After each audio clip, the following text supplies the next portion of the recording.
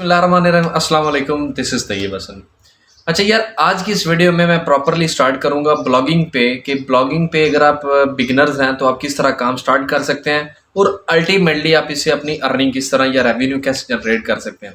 अच्छा, वीडियो शुरू करने से पहले मैं आपको ये बात बताऊँ कि मैं खुद ब्लॉगिंग मैंने स्टार्ट की है और मैं आपको प्रॉपर गाइडेंस के साथ प्रॉपर ए टू ज़ी मतलब पहले इनिशियल स्टेप से लेके चलूँगा कि आपको अपना अकाउंट कैसे बनाना होता है और एंड पे जाके आपने एडसेंस से उसे अप्रूवल उसका किस तरह लेना है और उससे आप अर्निंग कैसे कर सकते हैं। अच्छा, ये पहली बात होगी।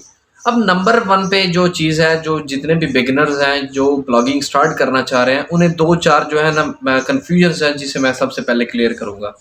नंबर 1 पे वो ये समझते हैं कि शायद वो वेबसाइट पे काम कर रहे हैं, तो ये वेबसाइट पे और चीज़ होती है, ब्लॉगिंग और चीज़ होती है।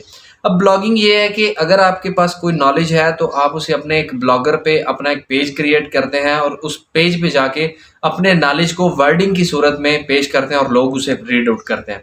ये होगी ब्लॉगिंग। अब वेबसाइट ये होता है कि वेबसाइट एक प्रॉपर सर्च इंजन होता है जिसमें यूनिवर्सिटी की वेबसाइट ले लें या फिर किसी भी कंपनी की जो है, मतलब जिसमें कोई चीज़ कह लें कि ये सेलिंग स्टोर है, या इस तरह की जो नीश होती है वो वेबसाइट एक्चुअली काउंट की जाती है नंबर 1 पे।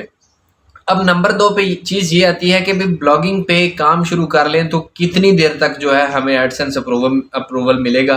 जिस तरह जो यूट्यूब पे काम कर रहे हैं, दे नो बेटर कि यूट्यूब के लिए 1000 सब्सक्राइबर और 4000 वॉच आवर्स जो हैं वो होने आपके लिए ज़रूरी हैं। तो भाई जो हमारे पास ब्लॉगिंग है उसके लिए आपको ये रिक्वायरमेंट नहीं होती। उसके लिए सिंपल ये रिक्वायरमेंट्स हैं कि आपके मिनिमम 300 वर्ड्स का एक आर्टिकल होना चाहिए जो कि ब्लॉगिंग की रिक्वायरमेंट है।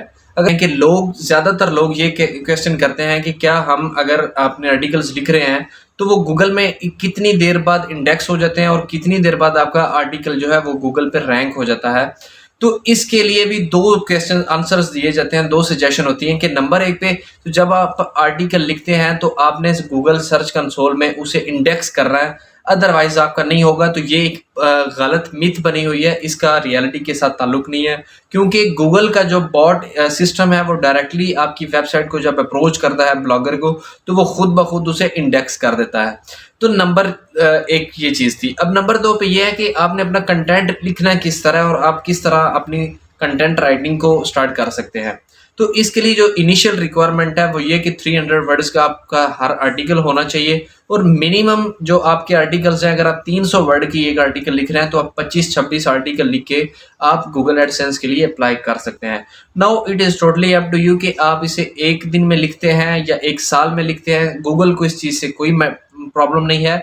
आपका आर्टिकल जो है वो डेफिनेटली, आपका ब्लॉग जो है वो गूगल एडसेंस में अप्रूव हो जाएगा।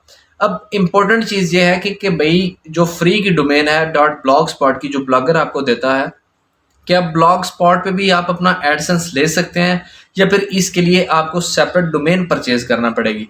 तो इसके लिए भी ये कोई बात नहीं है, आप डॉट ब्लॉग स्पॉट पे भी डायरेक्टली अपना जो एडसेंस का अप्रूवल है वो ले सकते हैं। तो ये हमारी ब्लॉगिंग के कोर्स में पहली वीडियो थी। अगर आपको ये हमारी वीडियो अच्छी लगे, वीडियो को लाइक ज़रूर करिए, चैनल सब्सक्राइब कर सकते हैं। फिर मुलाकात करेंगे। Thank you very much.